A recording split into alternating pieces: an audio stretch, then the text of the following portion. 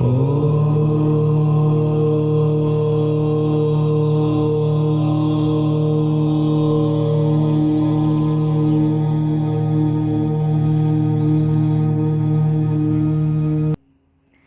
Friends, कैसे हैं आप सब। आज एक बार फिर मैं आचार्य भारती नारंग आपकी साथी से आज हम बात करेंगे एक स्पेशल दिन की, जिसे हिंदू धर्म में बहुत ही पवित्र माना जाता है। हिंदू कैलेंडर की मुख्य तिथियों में से एक है अक्षय तृतीया। यह हिंदू कैलेंडर के वैशाख माह के शुक्ल पक्ष की तृतीया को मनाई जाती है। अक्षय तृतीया को आखा तीज भी कहते हैं। अक्षय का अर्थ होता है जो कभी ख़त्म ना हो, और इसलिए ऐसा कहा जाता है कि अक्षय तृतीया वह तिथि है जिसमें सौभाग्य और शुभ फल का कभी क्षय नहीं होता। इस दिन होने वाले कार्य मनुष्य के जीवन को कभी ना ख़त्म होने वाले शुभ फल प्रदान करते हैं। हिंदू मान्यताओं की बात करें तो कुछ इसे भगवान विष्णु के जन्म से जोड़ते हैं, तो कुछ इसे भगवान कृष्ण की लीला के साथ जोड़ते हैं। सभी मान्यताएं आस्था से जुड़ी होने के साथ साथ बहुत रोचक भी हैं। इनमें से एक रोचक मान्यता मैं आप सबके साथ शेयर करना चाहूँगी। ये कुछ इस प्रकार है। जब श्री कृष्ण ने धरती पर जन्म लिया, तब अक्षय तृतीया के दिन उनके निर्धर मित्र सुदामा कृष्ण जी से मिलने पहुँचे। सुदामा के पास कृष्ण जी को देने के लिए सिर्फ थोड़े से चावल के दाने थे। वही सुदामा ने कृष्ण जी के चरणों में अर्पित कर दिए, परंतु अपने मित्र और हम सबके हृदय की जानने वाले अंतर्यामी भगवान सब कुछ समझ गए। उन्होंने सुदामा को गले से लगाया और सुदामा की निर्धनता को दूर करते हुए उसकी झोपड़ी को महल में परिवर्तित कर दिया और उन्हें सब सुविधाओं से संपन्न बना दिया। तभी से अक्षय तृतीया पर दिए गए दान का महत्व बढ़ गया।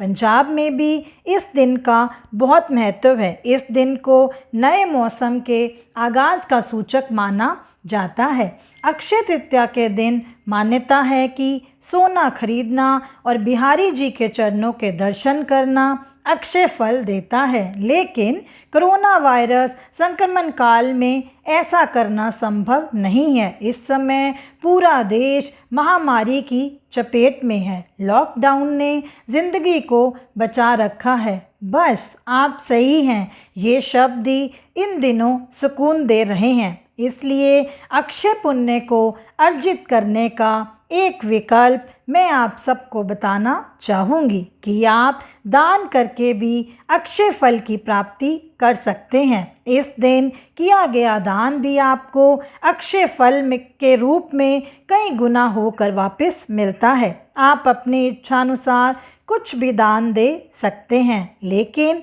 फिर भी इस दिन क्या दान खास फल देगा हमें, उसके बारे में मैं आपको बताना चाहूँगी। नंबर 1, जल का कोई भी पात्र जैसे ग्लास, लोटा, घड़े का दान करना शुभ होता है। ग्रीष्म काल में जल से जुड़ी हुई शीतल चीज़ों का दान शास्त्रों में बहुत ही महत्व बताया गया है। नंबर 2, गुड़ का दान भी शुभ माना जाता है। इस दिन आप गुड़ की मीठी रोटी बनाकर गाय को खिला सकते हैं। यह उपाय आपके सूर्य को बलवान करेगा और साथ ही साथ आरोग्य की प्राप्ति होगी। किसी ज़रूरतमंद को चावल या आटा भी दे सकते हैं। नंबर 3, अक्षय तृतीया पर हरा चारा या पालक गाय को खिलाना भी शुभ फलदायी होगा। यह व्यापार, शिक्षा, धन के लिए शुभ फलदायी उपाय है, क्योंकि इससे हमारा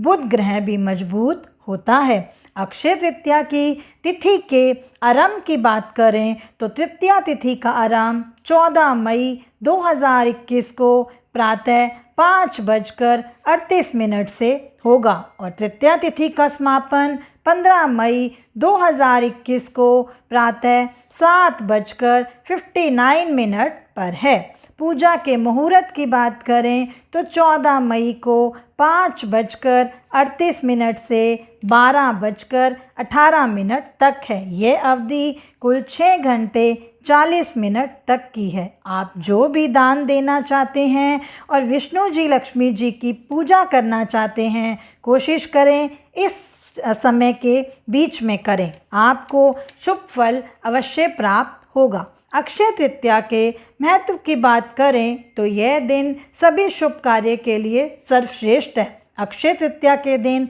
विवाह होना अत्यंत ही शुभ माना जाता है, क्योंकि जिस प्रकार इस दिन दिए गए दान का पुण्य कभी खत्म नहीं होता, उसी प्रकार इस दिन होने वाले विवाह में भी पति पत्नी के बीच प्रेम कभी खत्म नहीं होता। विवाह के अलावा सभी मांगलिक कार्य जैसे गृह प्रवेश करना, नया व्यापार शुरू करना सब शुभ माना जाता है। इस दिन व्यापार शुरू करने से मनुष्य को हमेशा तरक्की मिलती है और उसके भाग्य में दिनों दिन शुभ फल की बढ़ोतरी होती है। आप सबको अक्षय तृतीया की बहुत बहुत शुभकामनाएं। देखिए, ये मुश्किल घड़ी का समय है।